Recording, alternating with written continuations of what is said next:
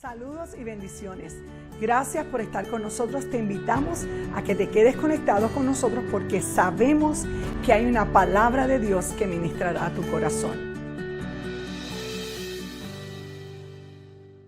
Fuerte al Señor. El Señor resucitó. Aleluya. Y viene por su pueblo otra vez. Te invito a que busques en tu Biblia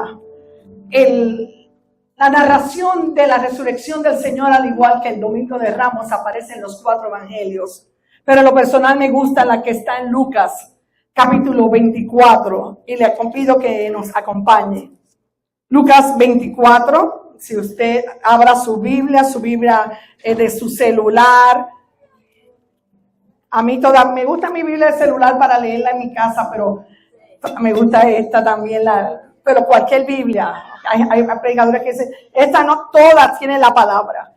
Y vamos a ver qué dice Lucas 24. Dice, el primer día de la semana, muy de mañana, vinieron al sepulcro trayendo las especias aromáticas que habían preparado y algunas otras mujeres con ellas.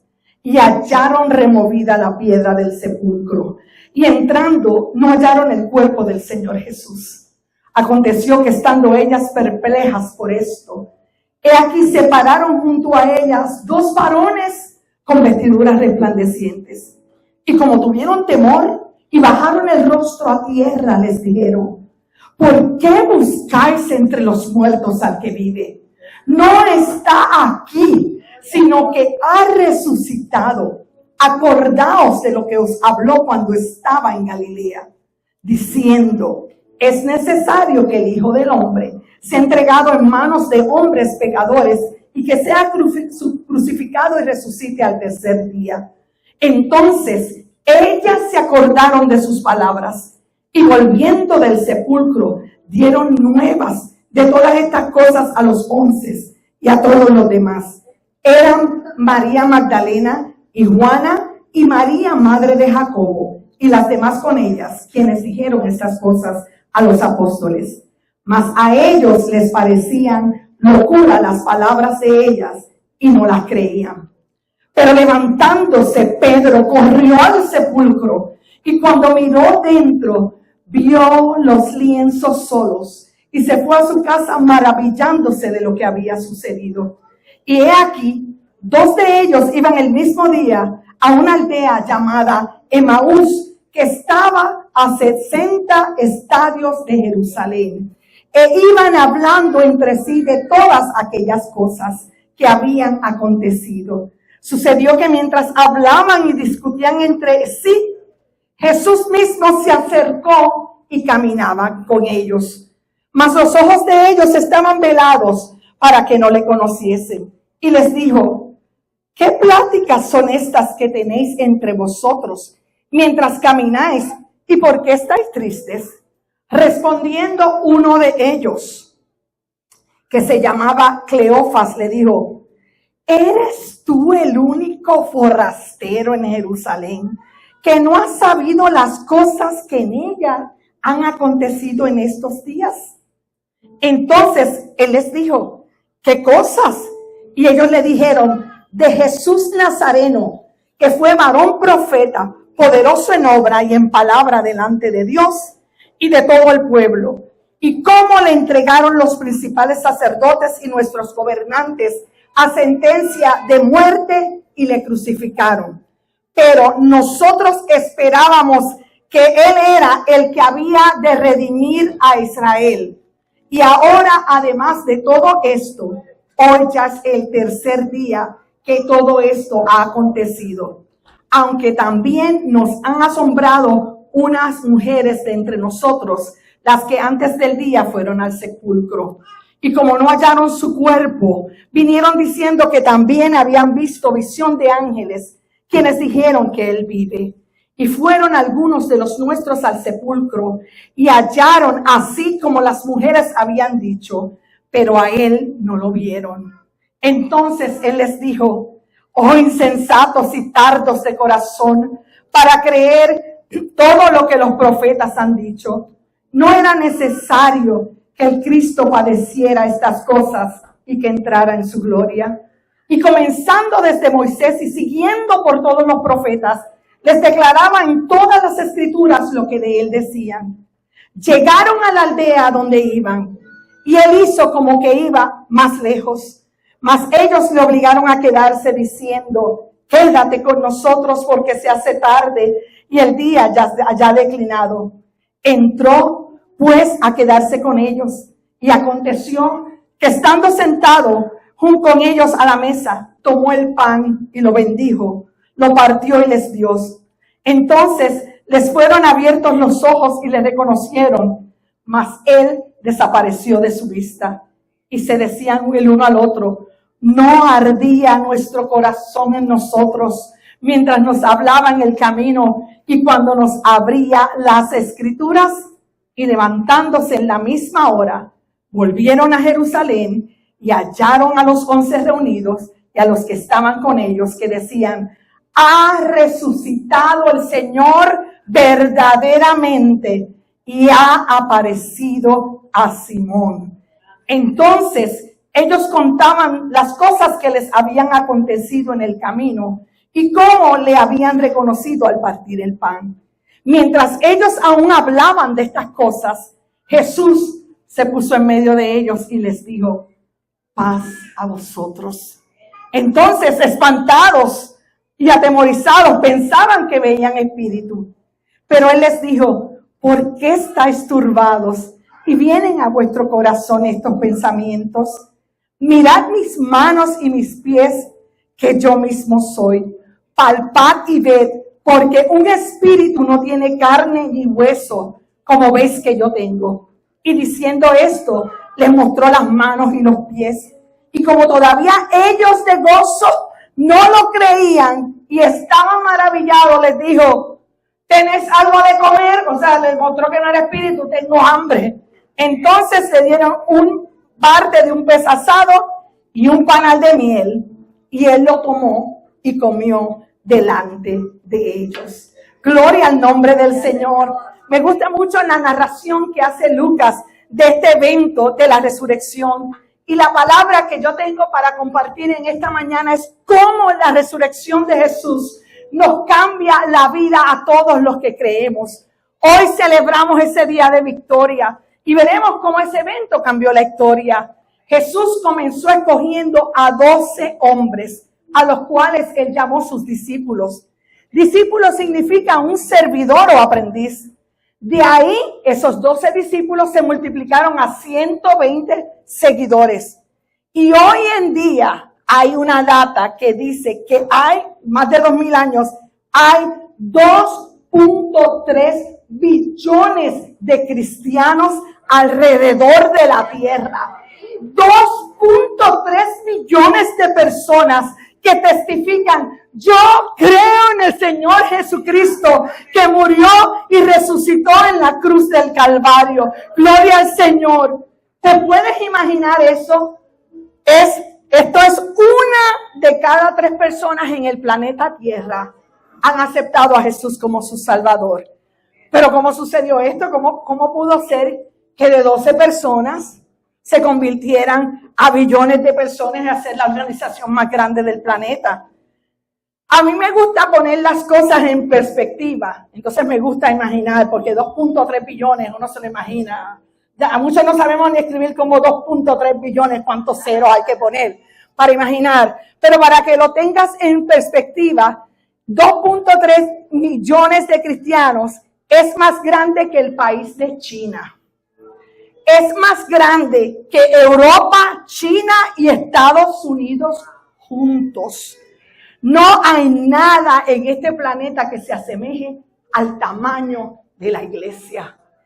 Y la iglesia tiene que recordar los beneficios que obtuvimos en la resurrección para volver a posicionarnos con la autoridad que Dios nos ha entregado, para hacer luz, para hacer bendición, para transformar nuestros entornos y para traer una palabra que cambie y transforme la vida de los demás seres humanos. Pero como un movimiento creció tanto porque Jesús no escribió un libro, no escribió ni una letra, y se han escrito más libros de la historia de Jesús que nadie. Jesús no escribió una canción y se han escrito miles y millones de canciones de Él. Jesús, se dice algunos teólogos que Él no caminó más de 200 millas de alrededor de donde Él vivía. Sin embargo, encontramos seguidores del Señor Jesucristo a través de toda la tierra. Entonces nos tenemos que preguntar, sí, ¿verdad? Porque cuando analizamos un fenómeno de esta forma, ¿cómo lo logró? ¿Qué fue lo que hizo? ¿Cómo el cristianismo se duplicó de 12 a 2.3 billones de personas? ¿Qué fue lo que hicieron los discípulos que hicieran que el evangelio creciera y se regara como una pólvora en el mundo entero? Mire, yo les voy a decir realmente qué fue lo que sucedió. La respuesta es que esos discípulos vivieron, compartieron el evangelio y lo llevaron a otros sin ningún temor. Hablaban a derecha y a izquierda de la experiencia transformadora de Jesús en sus vidas. Y esto me hace preguntar, ¿qué nos pasa a nosotros, la iglesia hoy en día? Que nos da temor compartir, viendo en nuestros entornos cómo la gente se derrumba, cómo la gente anda sin esperanza. Tenemos que volver a vivir, ser hombres y mujeres apasionados por Dios. Que la pasión nos consuma. ¿Cuántos aquí han estado enamorados alguna vez? Casi nadie. Ok, pues 2 o 3 veces cuando no. Por lo menos una vez. ¿Usted se acuerda cuando usted estaba enamorado de su esposo o su esposa? Y viceversa, usted esposo de su esposa. Mire, no había cansancio que valiera. A Ricardo, mi esposo, le tenían 3 días a la semana que me podía visitar. Lunes, viernes y domingo después de la iglesia.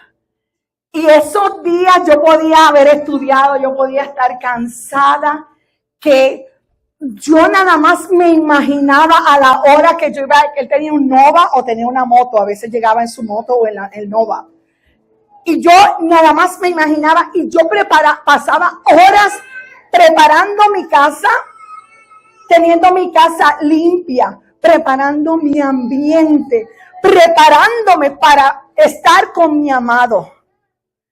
Y lo mismo sucedió cuando tú y yo conocimos a Jesús como nuestro Salvador. Pero ¿qué ha pasado? Hemos descuidado esa pasión. Y hoy tenemos la encomienda de llevar las buenas nuevas. ¿Y qué son buenas nuevas? Mire, es realmente una información que va a transformar. Y eso es lo que es el evangelio. Las buenas nuevas que transforman el ser integral del ser humano. No solamente nos transforman a nivel espiritual, sino que la totalidad del ser humano es transformada cuando esa palabra de autoridad viene a nuestras vidas.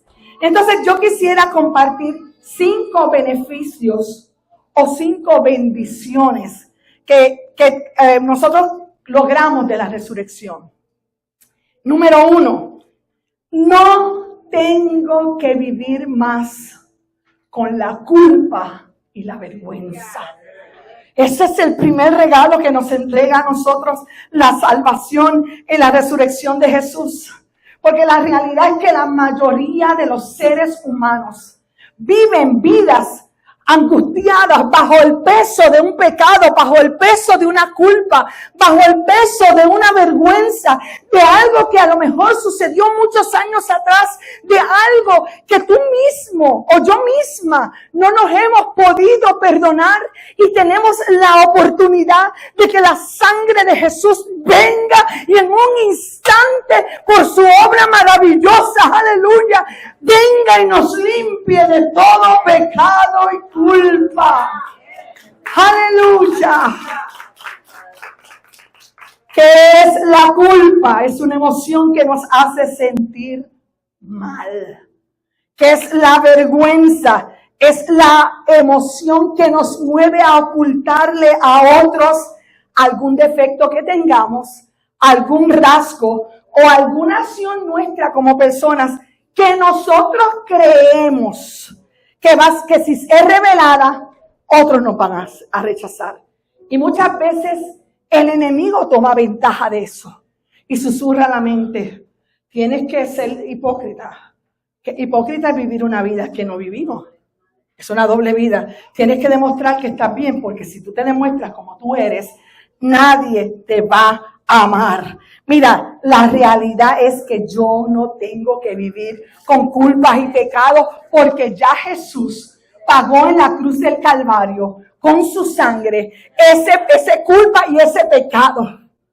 Yo he tenido personas en consejería donde han pasado muchos años de haber conocido al Señor, gente con llamados, con talentos, con dones, pero el peso del pecado y la culpa, el peso de las palabras que otros profirieron contra ellos, sigue marcando su caminar, en vez de concentrarnos en la palabra de autoridad que tiene Jesús en la cruz del Calvario.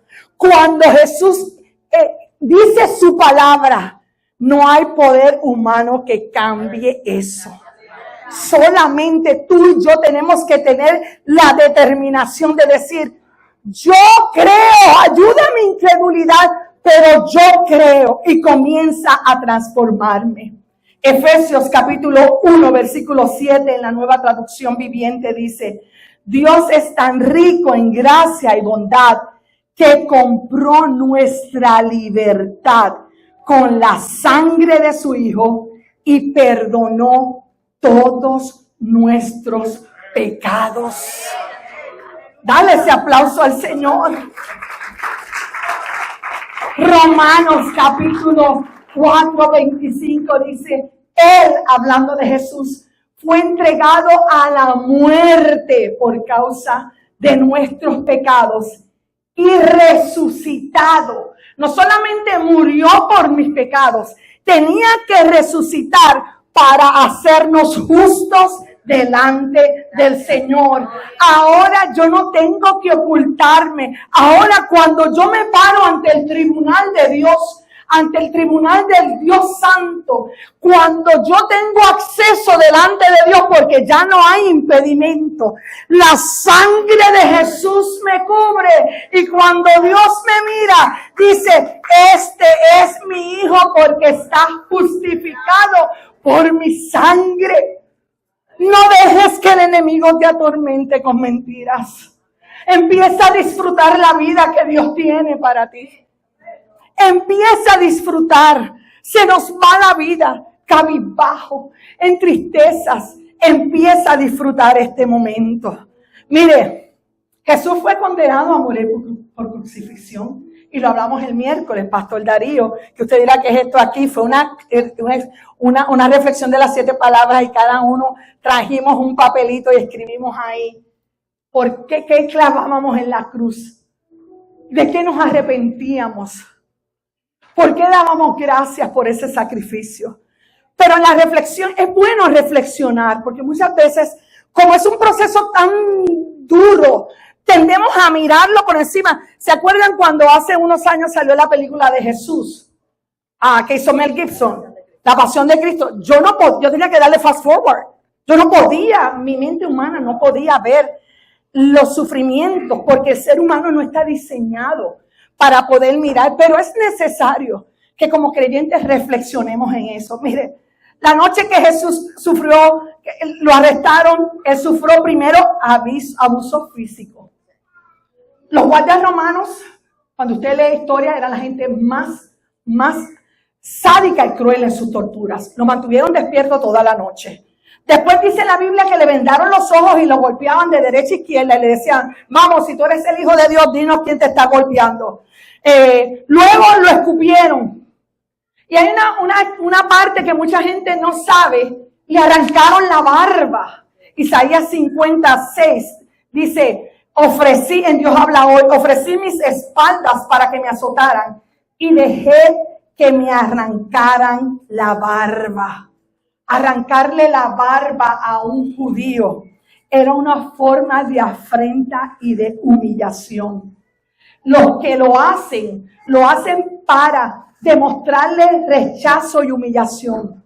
Si usted mira la historia, cuando fue el holocausto, muchos de los judíos que eran tradicionales, porque hay diferentes, el judío que se deja su barba y sus risitos. La historia dice que muchos les afeitaban su barba a la mitad, o les afeitaban su barba porque era una deshonra, una humillación. Luego de esto, le pusieron una corona de espinas al Señor y se la incrustaron en su cabeza después que lo azotaron. La ley decía que solamente eran 39 azotes, porque una persona después de 40 azotes de la golpiza podía morir. Pero le decía yo a la iglesia que el flagelo que utilizaron los romanos los azotes no eran los azotes típicos, porque ese flagelo, ese látigo, tenía 9 cuerdas de cuero y al final de cada una de esas colas le ataban o un hueso o una piedra o un vidrio para que cuando les azotaban y jalaban el látigo para atrás, le arrancaban los pedazos de la piel. Si usted multiplica 39 por 9, mi mente rápido, 351, Jesús fue abusado en la cruz. Y lo más que me impacta a mí esta mañana, mientras me levantaba a las 5 y yo lloraba pensando en eso, el Señor trajo a mi mente Isaías 53:7 que dice, angustiado él y afligido. O sea, óyame, le dolía. No abrió su boca. Como cordero fue llevado al matadero y como oveja delante de sus trasquiladores enmudeció y no abrió su boca. El no enmudecer es la señal notoria de su sumisión como siervo de Dios. Era parte de su mandato que fuera a la cruz y no abriera su boca, sino que lo hiciera con regocijo. Después de eso, después de todo esto que hemos descrito, le dan una pesada cruz y lo hacen caminar a un lugar a donde colgaban a la gente, el Gólgota. Imagínense, 12 horas experimentando ataques crueles, sin poder dormir. Entonces lo obligan a caminar, en un momento se cansa y los soldados romanos detienen a un hombre, a Simón de Cireneo. Le ayuda a llevar su cruz al Gólgota, lo llevan a la colina, lo cuestan en la cruz, le clavan las manos, le doblan las piernas, le clavan los pies. ¿Y sabe por qué hacían esto? ¿Por qué les clavaban los pies y no los ponían derechos? Porque la cultura romana los soldados romanos eran abusivos. Y ellos sabían que la persona que iba a ser crucificada podía tardarse 2 o 3 días en morir. Entonces ellos lo que hacían en acomodarle las piernas era prolongar el sufrimiento de la persona que estaba en la cruz. Y cuando yo miro todo esto, pregunto, Jesús, ¿por qué tú moriste en la cruz? El Señor murió en la cruz para que cada uno de nosotros fuéramos perdonados y libres de todo el pecado, de todo el poder de culpa y remordimiento. Lo hizo por amor. Y aún en medio de ese dolor, Lucas, que es uno de los escritores que más me gusta, narrando la crucifixión y muerte del Señor en Lucas 23:34, aún en medio de ese dolor, el Señor dice, Padre, perdónalos, porque ellos no saben lo que hacen. El Señor fue oprimido y tratado con crueldad. Fue enterrado como un criminal, pero fue puesto en la tumba de un hombre rico. Sin embargo, la palabra de Dios nos dice, ¿quién nos condenará? Dice Romanos 8:34. Nadie, porque Cristo murió por nosotros. Cuando alguien levante el dedo acusador contra ti, no lo permitas. En muchas ocasiones hemos tenido que escuchar gente, esto es parte del evangelio, que hablan, nos insultan. Y una cosa yo aprendí de mi pastor desde niña en Puerto Rico, el pastor Guillermo Rodríguez, y era que decía, el buen líder aguanta en silencio las humillaciones y guarda su mente y su corazón en amor para que si es necesario, usted tenga que morir por la persona que le injuria. Y eso fue lo que hizo el Señor. Así que no hay ninguna condenación para ti. ¿Cuál es el segundo beneficio o bendición que encontramos en la resurrección de Jesús? No hay temor a la muerte. La mayoría de los seres humanos tenemos temor a la muerte. Yo he encontrado aún personas cristianas que he estado en el momento en que ellos van a partir y tienen temor. Y es válido. No se sienta que usted es menos espiritual porque tenga ese temor. Muchas veces preguntamos, los que son de la iglesia saben que de niña yo le preguntaba a mi abuela, ¿y qué pasa cuando uno se muere? Se acabó todo, ya no te voy a ver más. O sea, me acuerdo que yo tenía 9 años cuando le pregunté, ¿aquí se va a acabar? Y mucha gente se pregunta lo mismo, ¿qué va a pasar? ¿Qué es lo que va a suceder?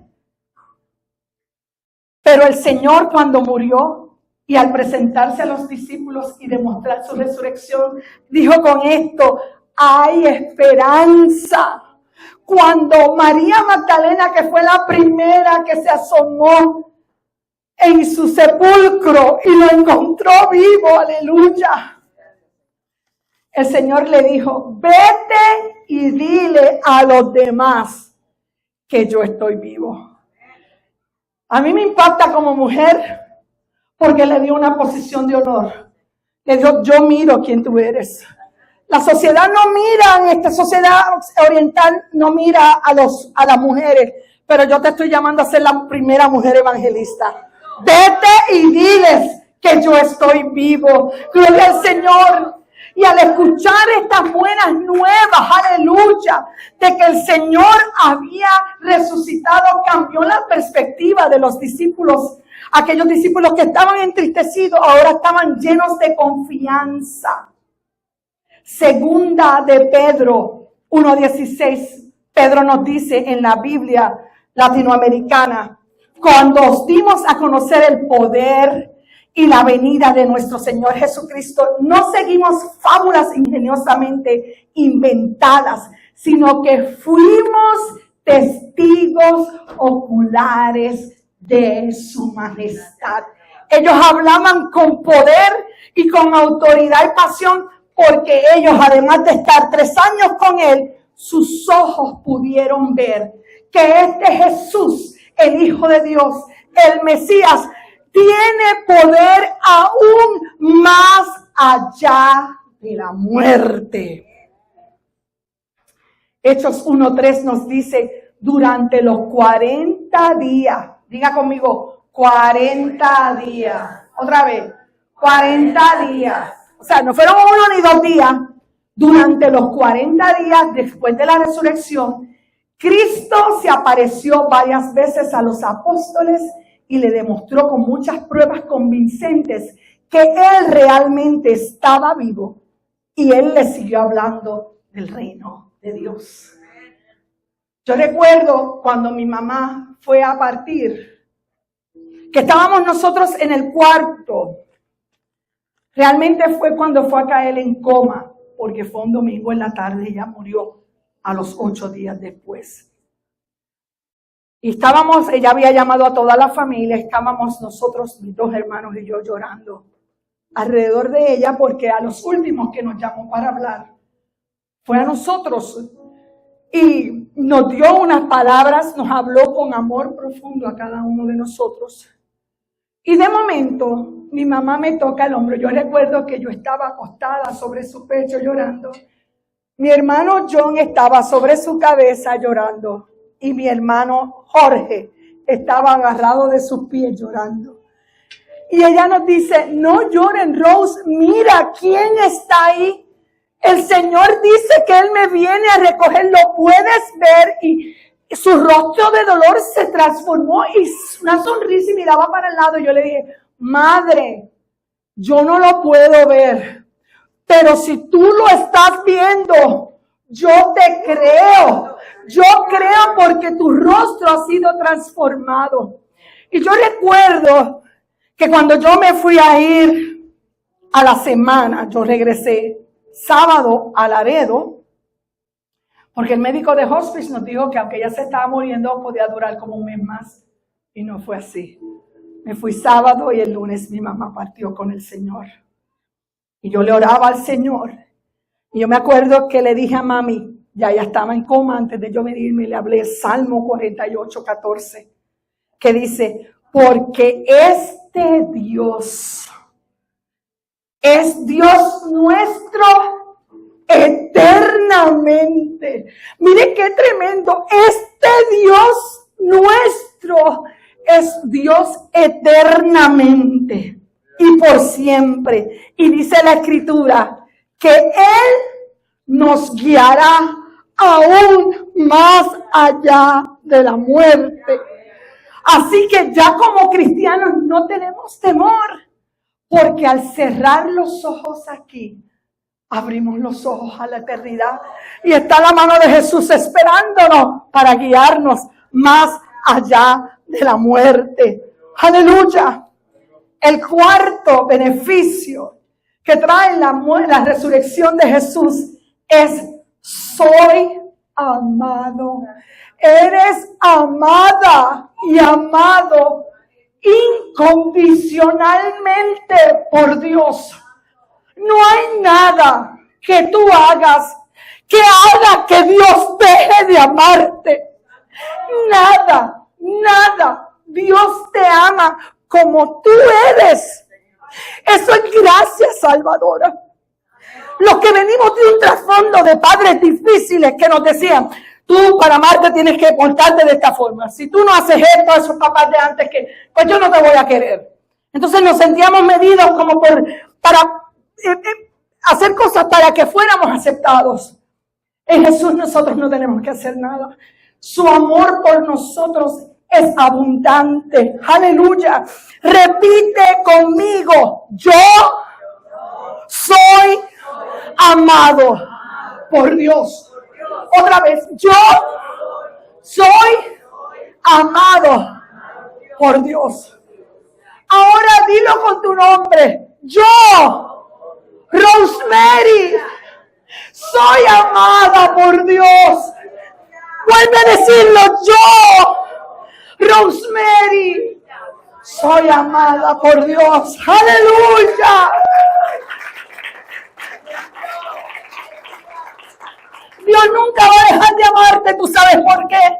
Porque el amor de Dios no se basa en lo que hacemos, sino se basa en lo que Él hizo en la cruz del Calvario.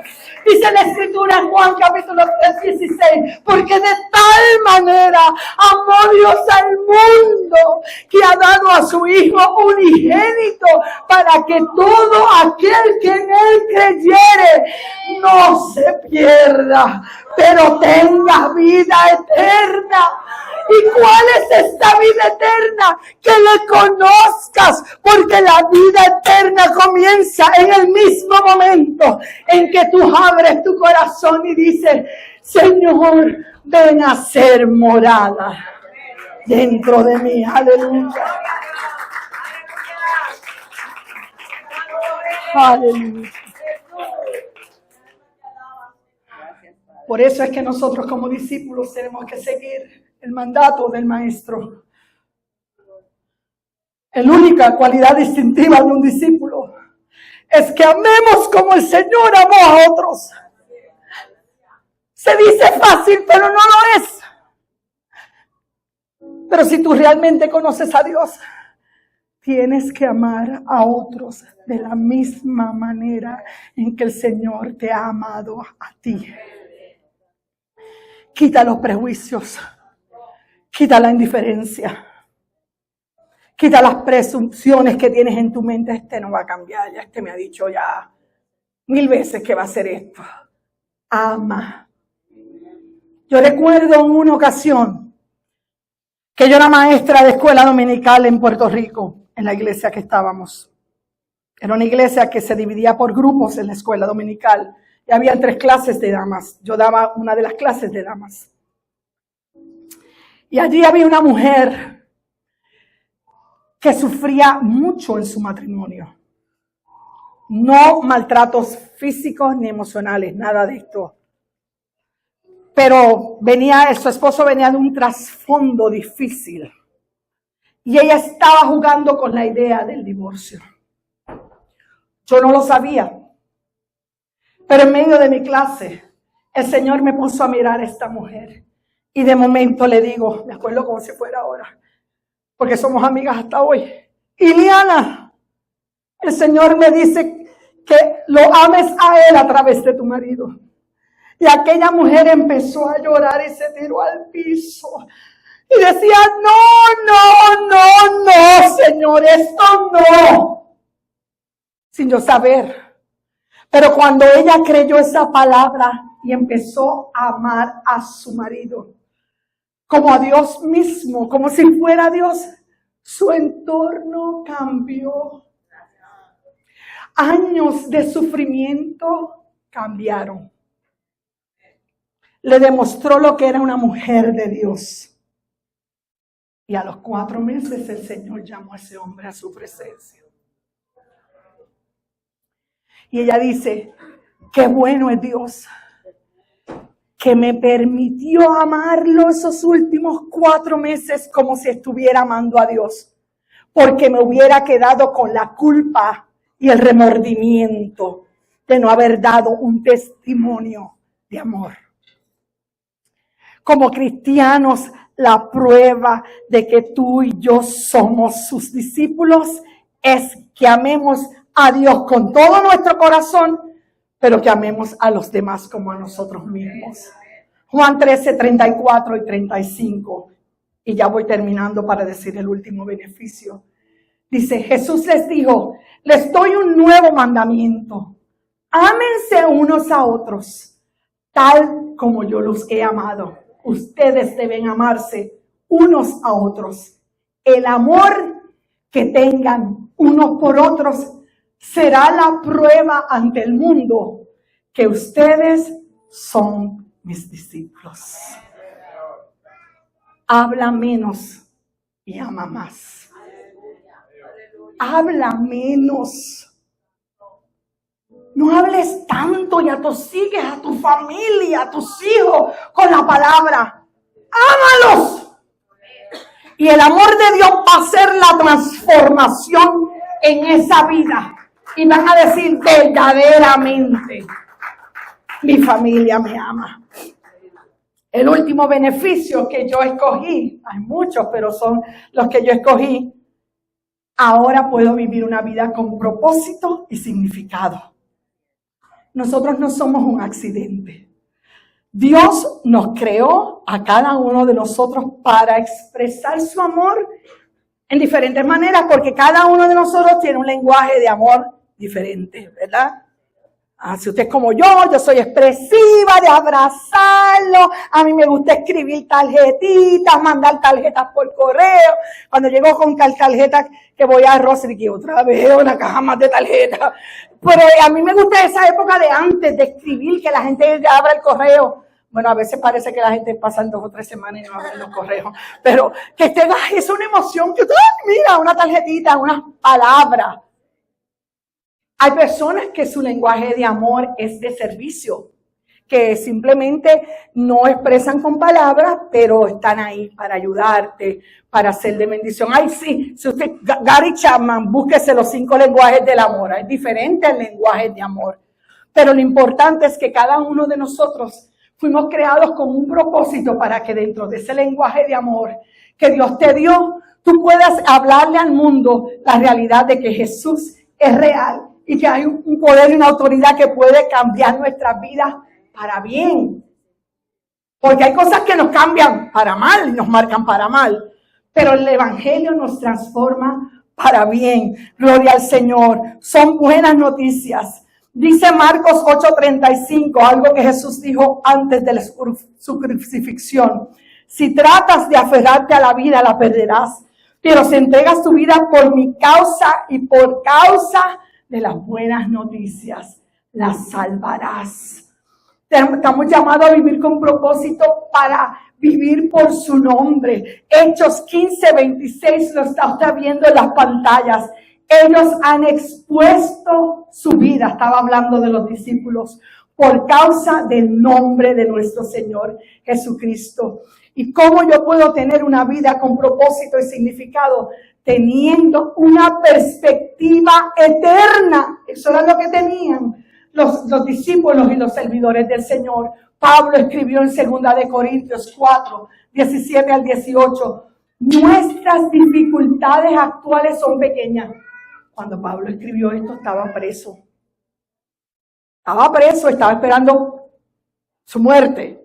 Y él escribió, nuestras dificultades actuales son pequeñas y no durarán mucho tiempo. Sin embargo, nos producen una gloria que durará para siempre y que es de mucho más peso que las dificultades. Así que no miramos las dificultades que ahora vemos. En cambio, fijamos nuestra vista en las cosas que no pueden verse, pues las cosas que ahora podemos ver pronto se habrán ido, pero las cosas que no vemos permanecen para siempre.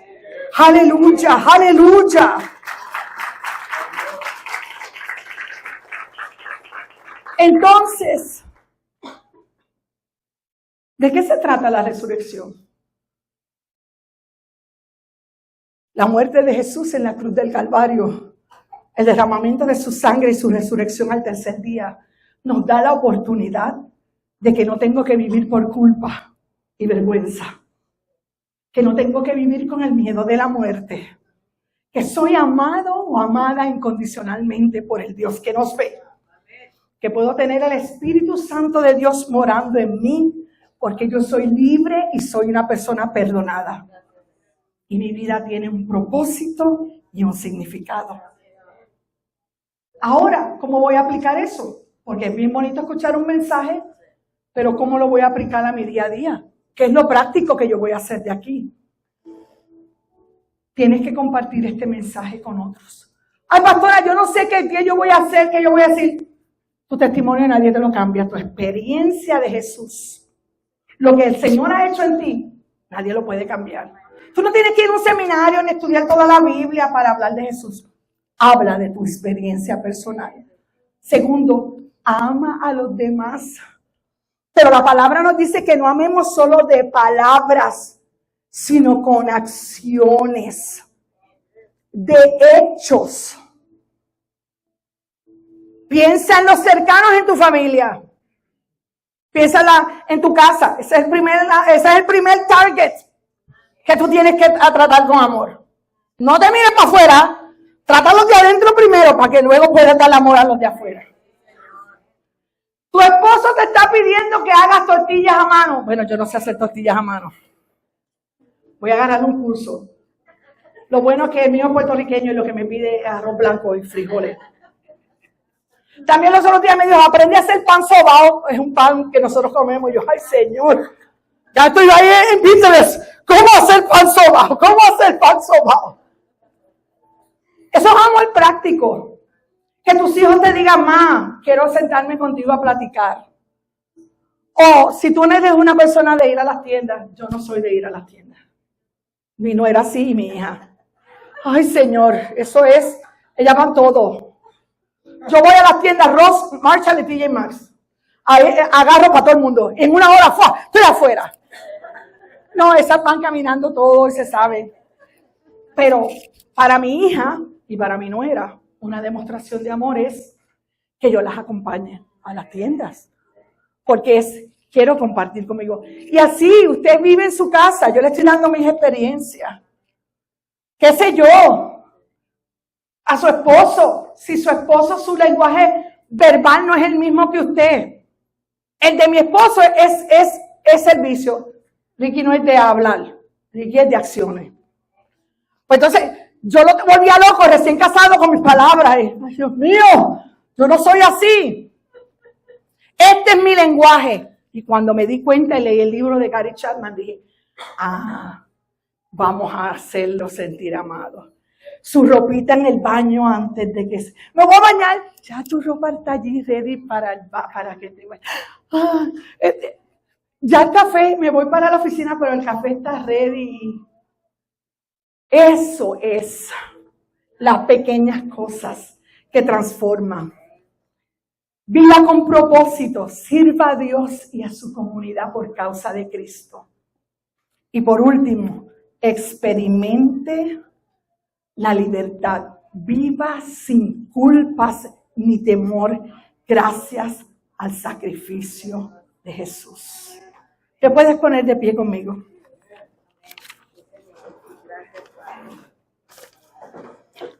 A lo mejor aquí hay mucha gente que es cristiana o que han aceptado a Jesús como su Salvador. A lo mejor hay otros que ahora mismo se están preguntando, oiga, pastora, pero ¿cómo yo puedo obtener estos beneficios?